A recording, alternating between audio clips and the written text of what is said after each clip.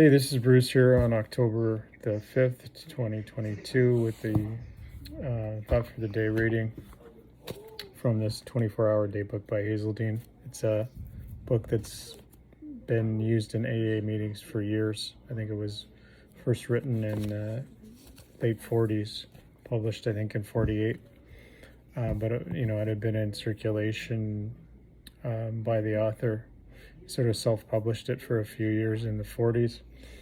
And anyway, I'm going to read it out and then talk about it a bit for today. So the thought for the day is, do I have any hard feelings about other group members or for any other AA group? Am I critical of the way a group member thinks or acts? Do I feel that another group is operating in the wrong way?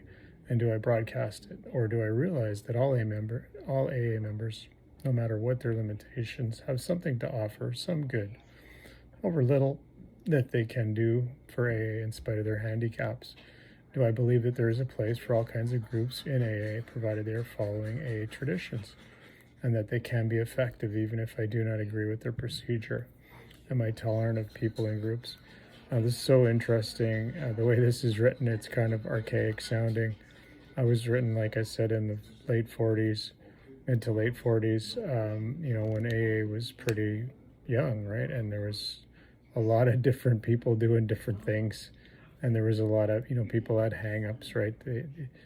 I don't really want to get into it, but you can look it up. There's if you look up the author of the 24-hour day book, you'll find out who it is. You'll find out where he's from and is sort of the social milieu that they were involved in that time, in history. So yeah, the important thing to take from this is that I got to be loving and tolerant and kind. Because I'm a human being and other people in 12-step programs are human beings, there's going to be differences of opinion. There's going to be people that argue about stuff. I mean, if you ever go to a business meeting, that's what happens, right?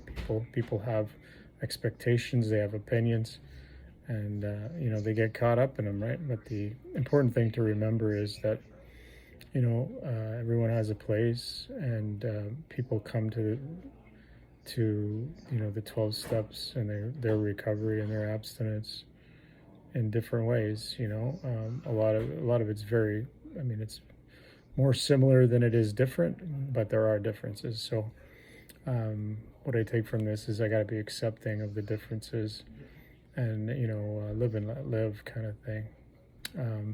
Realize that other people that do other things and groups that do other things can be effective, and they are effective. That's why they're there. If they're not effective, if a group's not effective, it will cease to be a group. People will stop going, and it will fold.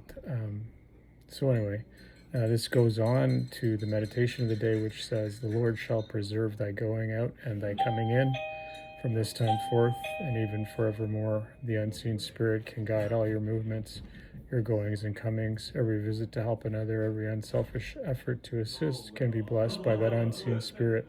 There can be a blessing on all you do, on every interview with one who is suffering, every meeting of a need that may not be a chance meeting, but the unseen spirit may have planned it. Led by the Spirit of the Lord, you can be tolerant, sympathetic, and understanding of others, and so accomplish much." The prayer for the day says, "I pray that the Spirit of God may lead me. I pray that the Lord will preserve my comings and goings." So yeah, this is, again, it's sort of biblical phrases, and I'm not a biblical scholar by any means.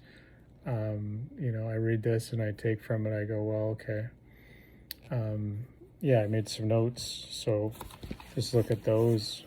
Basically, God preserves us all, is what I got from this. Every visit to help another, every unselfish act and effort to assist is blessed by God. There is a blessing on all I do, with everyone who is suffering, who I work with.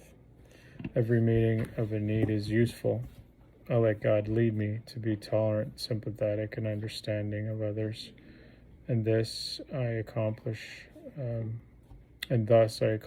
much. And again, the prayer is that God will be always with me, and that I will know this in my heart, and that I may follow God's lead. Thanks for listening. Hit the like button, subscribe, leave a comment. Thanks, and most importantly, have a wonderful day. Thanks.